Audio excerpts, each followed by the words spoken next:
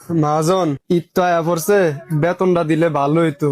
বাড়ির তো টাকা পাঠাইতে হইব, বাজার মাজার করব, তারপর ছোট ভাই বোন আছে, হেগর লাগে আবার জামা কাপড় কিনবো। এ বেড়া ঈদে অন ভাই আছে 10 দিন, তোর অনেক এলাকা আমি বেতন বোনাস দিম। মহাজন আমার তো মাস শেষ হয়ে গেছে 30 তারিখে, বেতনটা দিলে তো ভালো হইতো। ও খালি মাস গুনস, কবে মাস শেষ হয় এই দাম দিয়ে থাকস। এমনি রোজার মাস বেচা কিনা নেই দোকানের মধ্যে, বেতন বাড়তে ঈদের আগে দিতে পারবো না, দিল ঈদের পরে। আর ঈদের আগে যদি বেশি দরকার পড়ে তাহলে খালি বোনাসটা লয়ে গিয়া ঈদ করিস। মহাজন বাড়িতে তো খালি কল দিতেছে টাকার লাইগা, না দিলে তো আমি একবারে সমস্যার ভিতরে পড়ে যাম। তখন খালি সমস্যা লাগিয়ে থাকে, তখন সমস্যা ওনার লাগে আমি দোয়ান দেনে যা কাজ কর যা। কামের বেলায় ঠন টনা ঠন খালি কও বেতন দাও বেতন দাও। কিরে ফারুক, মহাজনের তে বেতন চাইলাম, মহাজনে কই বেতন দিতার তো না, এটা কোনো কথা? আরে ভাই আমিও বেতন চাইছি, আমারও না করে দিছি, কইছে ঈদের আগে বেতন দিতে পারতো না। কি যে করি ফারুক, কিছুই বুঝতেছি না। এদিকে বাড়িতে বারবার কল দিতেছে টাকার লাইগা। মহাজনে যদি ঈদের আগে বেতন না দেয়, বাড়ির ভিতরে কিভাবে ঈদের জামা কাপড় কিনবো বা ঈদের বাজার মাজার করবো? আমিও বুঝতেছি না ভাই কি যে করবো। যাক, কি আর করার, আল্লাহ ভরসা, আল্লাহ একটা না একটা ব্যবস্থা কইরা দিব। ভাই টাকা কবে পাঠাইবা? ঈদ তো আইসা পড়ছে, ঈদের সময় কিনতাম আর আঙ্গল লাগে নতুন জামা কিনতাম। বাইরে মহাজনে তো কইছি ঈদের আগে বলে বেতন দিতে পারবো না। তোরা কোনো চিন্তা করিস না, যেমনি হোক আমি ঈদের আগে তো করে টাকা পাঠানোর ব্যবস্থা করতেছি।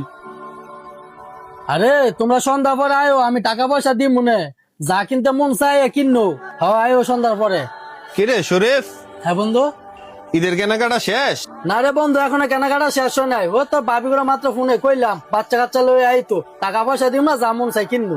ও যাক, ভালোই তো তাইলে। তো তোর কর্মচারী সবার কি বেতন ভাতা ক্লিয়ার করে লাইছস? আরে না বেড়া, একটা বেতন বাটা দেয় নেগা, কইতে দিমু। ব্যবসার যে অবস্থা, বেচা কিনা আছে, ব্যক্তিরা করে দিছি, ঈদের পরে বেতন দিমু, ঈদের আগে বোনাসটা লয়ে যাইতো। ও মানে নিজের কর্মচারী বেতন দিবি ঈদের পরে, আর বউ পোলাপাইনদের কইতাছ ছায়া পড়তে ওগো যা মন চাই তা কিননের লিগা। কে রে ভাই, তোর এই কর্মচারী গুলার কি পরিবার নাই? ওর উপর নির্ভর করে তো কেউ না কেউ বয়ে রয়েছে যে হ্যাঁ ওর ঈদের মার্কেটিং করে দিব। তোর কর্মচারীরা দেখলাম ওর পরিবারের লোক কথা কইতাছে এই টাকার বিষয়। ওরও কিন্তু পরিবার আছে, ওর পরিবার ওর অপেক্ষায় বয়ে রয়েছে যে কবে ইয়োগো টাকা দিব, ওরা ঈদের কেনাকাটা করবে।